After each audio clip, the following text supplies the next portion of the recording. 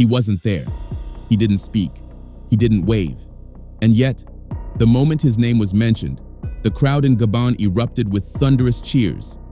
Ibrahim Traoré, President of Burkina Faso, a man whose influence now stretches far beyond his own borders. His presence wasn't needed because his name alone was enough to move an entire crowd. Just days ago, during the inauguration of Gabon's new president, something remarkable happened. Traoré didn't attend the ceremony in person.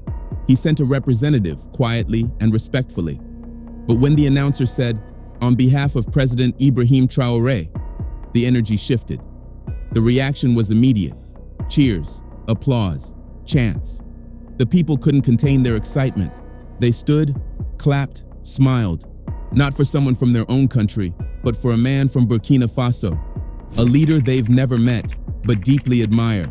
It wasn't just admiration, it was reverence, a sign that Traoré isn't just seen as a president anymore. He's seen as a symbol of defiance, of hope, of a new kind of leadership that refuses to bow to pressure. No leader in Africa, or even in the West, is being celebrated like this. No one is inspiring crowds in countries they don't even lead. And what makes it even more powerful? He didn't ask for it. He simply earned it. Earlier this year, at Ghana's presidential inauguration, a moment unfolded that no one saw coming. It was supposed to be a routine gathering of Africa's most powerful leaders. President Bola Tinubu of Nigeria, Alassane Ouattara of Côte d'Ivoire, and other dignitaries, all present to celebrate President John Dramani's swearing in. One by one, names were called, and each leader received warm applause. But then, the Speaker of Parliament spoke 5 simple words: President Ibrahim Traoré of Burkina Faso. And in that instant, the ceremony changed. The crowd didn't just cheer, they erupted. Applause turned into chants, faces lit up. Cameras swung toward the stage, trying to capture the sudden wave of emotion pulsing through the crowd. It was a defining moment, not just for Burkina Faso, but for Africa. For the first time on a major international stage, the world saw how much love and respect Ibrahim Traoré had earned across the continent. He wasn't just another name on a list. He was a symbol of resistance, of courage, of a future many Africans now dream of. That day, Traoré didn't just attend a political ceremony. He stole the spotlight without saying a single word, and the world took notice. The moment Alben Bagbin uttered the name Ibrahim Traoré, the entire atmosphere shifted. What had been a formal, structured ceremony suddenly exploded into raw emotion. The crowd rose in waves of applause and chants that echoed through the avenue, drowning out everything else. Flags waved, voices rose, and for several minutes, the name Traoré was all anyone could hear. African leaders on stage looked on, some stunned, some silent, as the people made their message clear. Traoré isn't just a president, he's a movement, a symbol of fearless leadership in a continent hungry for change. And then it happened again. This time in Gabon. Traoré wasn't there in person. He had simply sent a representative to attend the inauguration of the new president, Brice Nguema. But the moment his name was spoken, the Gabonese crowd ignited, cheering, clapping, shouting. Once again, that same spirit, undeniably Pan-African, deeply emotional, swept across the people like wildfire. Was it surprising? Not anymore. Because at this point, it's clear, Ibrahim Traoré doesn't need to be in the room to be felt. He is the room. There's no denying it anymore. President Ibrahim Traoré has captured the hearts of Africans across the globe. In cafes, in markets, on social media and street corners, people don't just admire him, they wish he were their president. Why? Because Traoré isn't playing politics. He's fighting for something real. His vision for Burkina Faso is bold, unapologetic, and rooted in self-determination. But a curious question lingers in the air. Why didn't he personally attend the inauguration in Gabon? Why send someone in his place? Some might point to security. After all, Traoré has survived around 20 coup attempts. Staying close to home seems like the smart move, but let's be honest. This is a man who doesn't live in fear. This isn't about safety. It's about strategy. Traoré knows where he stands, and he knows exactly who stands with him. His absence may have been a message, subtle but powerful. Not every African leader is a true ally. And perhaps, just perhaps, the presence of his representative spoke louder than if he had shown up himself. Think about it. Now let's be honest. If the president being inaugurated in Ghana had been Nana Akufo-Addo instead of John Dramani, do you really think Ibrahim Traoré would have attended? We don't. At best, he would have sent a representative and kept his distance, because Traoré doesn't forget betrayal, and Akufo-Addo's betrayal was public, loud, and painful. When Traoré first came to power and began forging ties with Russia to defend Burkina Faso from terror, Akufo-Addo ran to Washington, not to offer support, but to snitch. He told the US government that Burkina Faso had allegedly hired Russian Wagner mercenaries. Like a child tattling to a teacher, he exposed his brother instead of protecting him.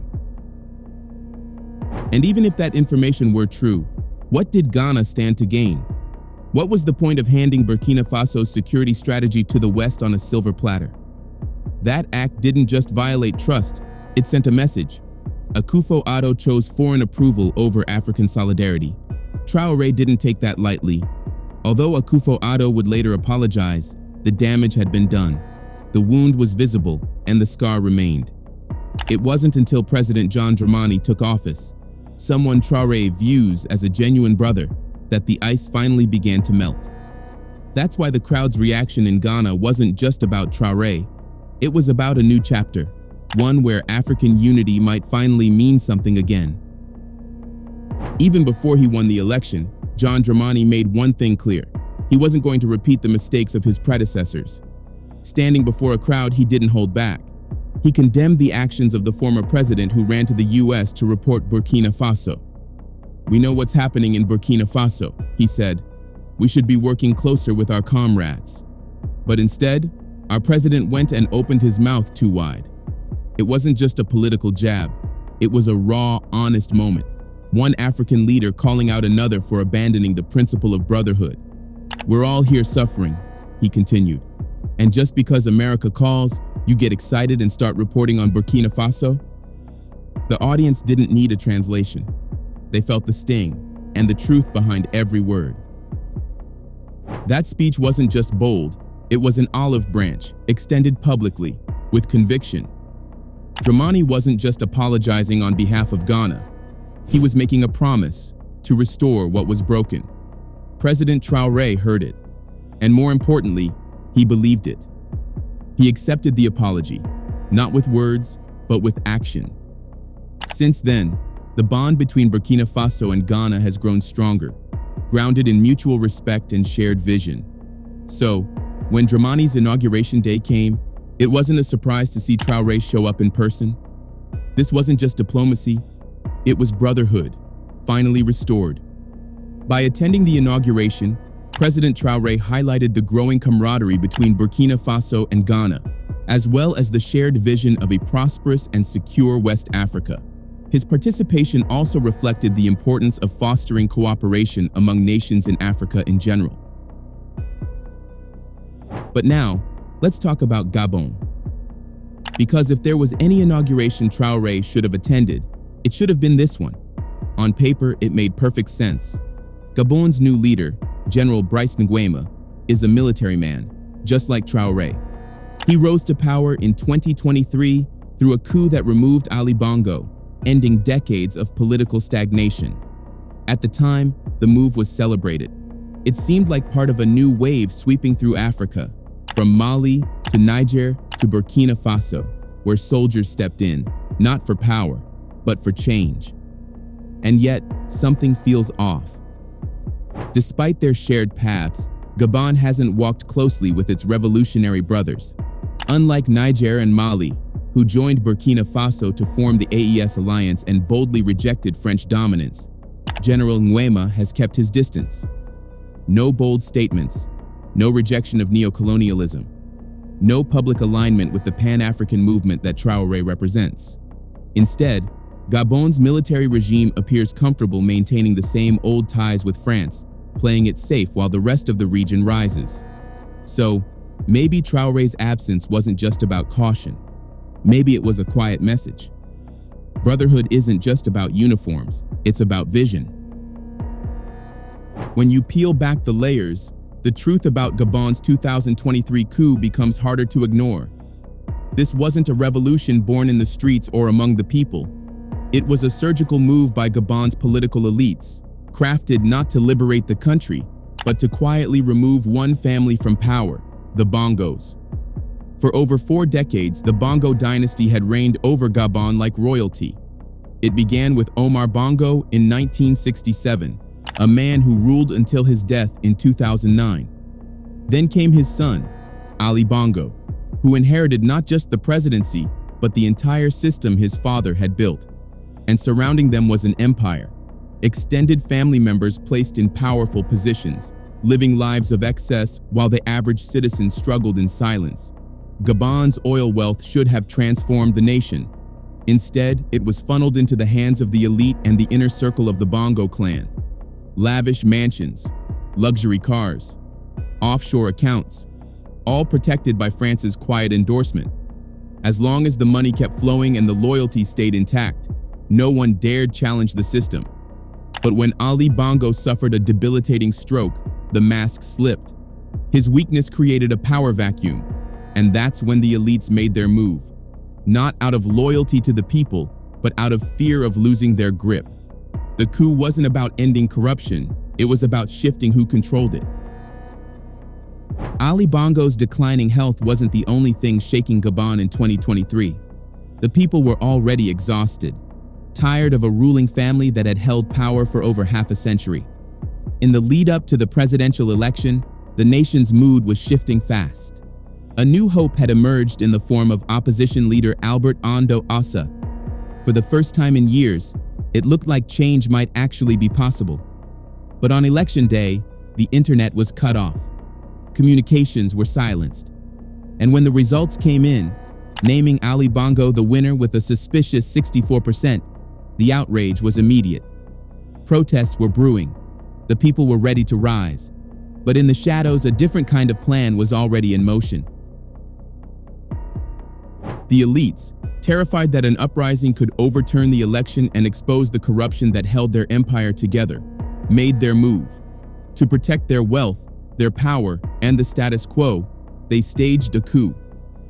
General Brice Nguema, a man from within the Bongo system, was handpicked to lead it.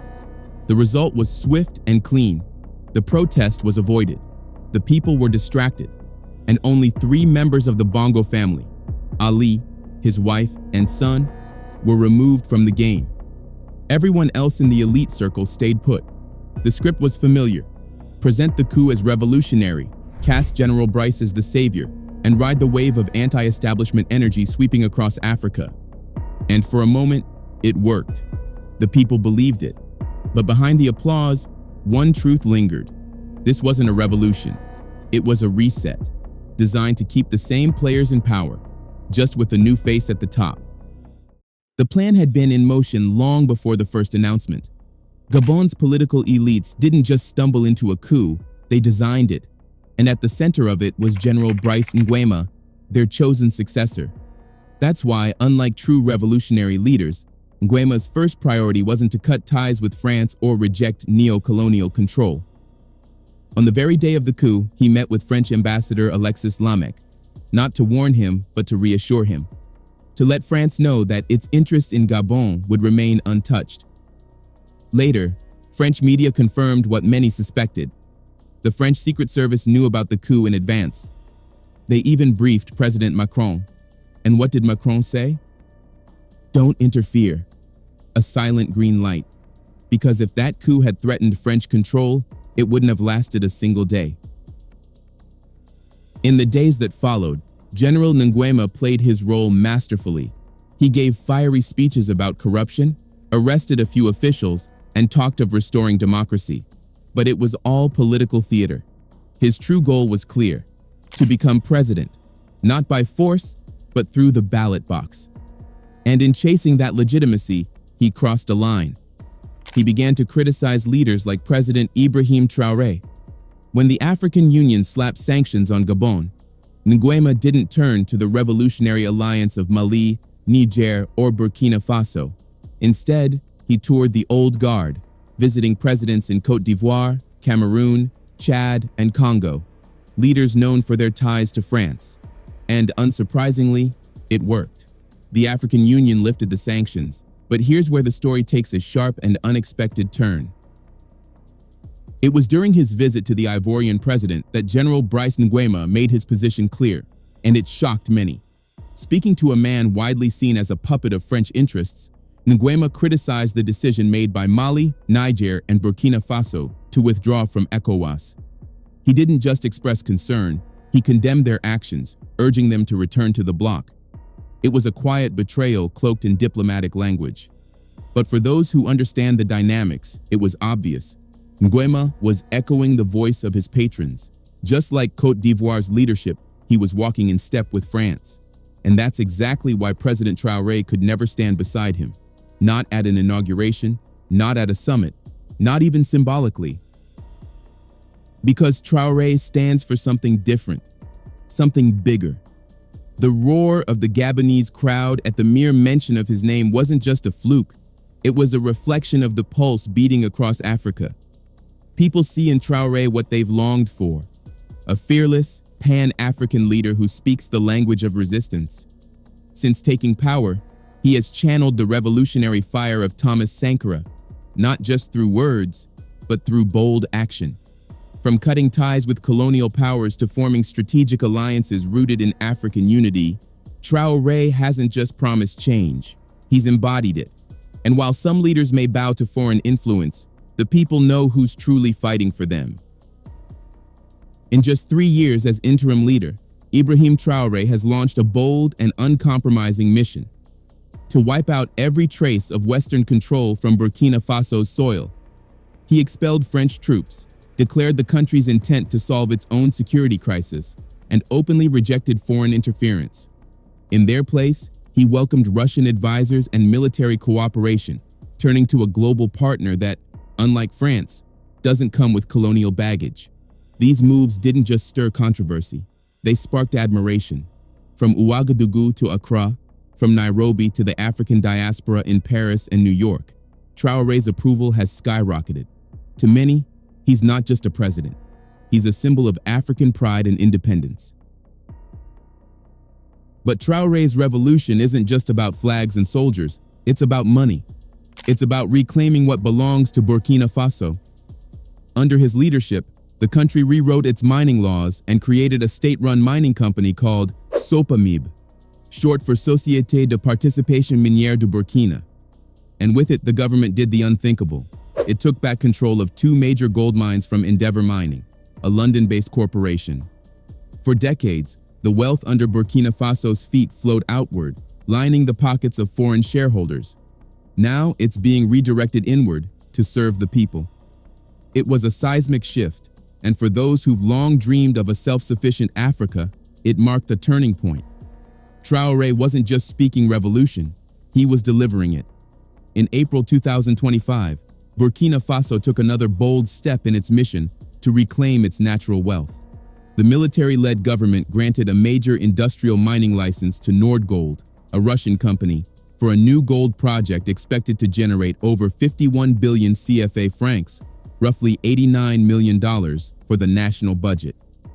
On top of that, an additional 7 billion CFA francs will go directly into the country's mineral wealth fund.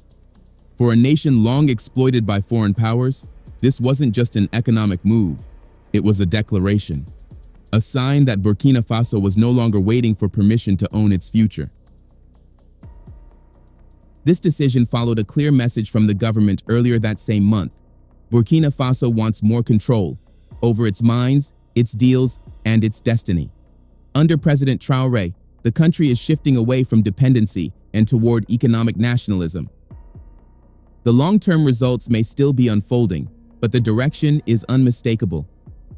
Traoré is not only cutting ties with the West, he's rewriting the rules of engagement, making it clear that Burkina Faso's wealth will no longer be siphoned off by outsiders.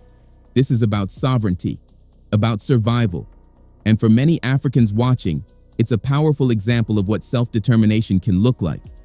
These bold moves, reclaiming national wealth, rejecting foreign control, and forging new alliances, are just part of the reason why Ibrahim Traoré is so widely admired. His popularity, already surging across the continent, reached new heights in recent days. Why? Because of a statement that was meant to smear him, but instead only made him stronger. During a U.S. congressional hearing, General Michael Langley declared that Traoré had become a person of interest, accusing him of using Burkina Faso's gold to shield himself from pressure. It was an open warning, delivered on a global stage. But instead of damaging Traoré's image, the accusation backfired. The moment the clip went viral, something lit up across Africa and far beyond. Patriotic fire surged through the hearts of ordinary people. From Lagos to Johannesburg, from Nairobi to Atlanta, voices rose in support. Even Black Americans, who had never followed Burkinabe politics before, began rallying behind him. Because in that moment, it was clear. Traoré wasn't just under attack. He was being targeted for doing what too many leaders are afraid to do: stand up, speak out, and refuse to be owned. On April 30th, the heart of Ouagadougou pulsed with raw energy. At the historic Place de la Révolution, massive crowds gathered once again, chanting in unison, "Long live Captain Traoré." Banners waved through the air, some with the face of General Langley defaced with the word slave scrawled boldly in red. Others proudly held high the flags of Burkina Faso and Russia side by side, a visible rejection of Western intimidation and a loud declaration of new alliances. This was more than a protest. It was a statement, a moment when the people made it clear: Traoré doesn't stand alone. Because the truth is, Captain Ibrahim Traoré has transcended the role of president. To many, he's no longer just the leader of a landlocked West African nation. He is the embodiment of resistance, of dignity, of Pan-African pride. In an age where too many leaders bow to pressure, Traoré stands tall, unbought, unbroken. For millions, he represents a dream that still lives, a future where Africa can rise with leaders who are fearless, selfless, and truly for the people. What do you think? Let us know in the comments below. And if this story moved you, like, share, and subscribe. The revolution is just getting started.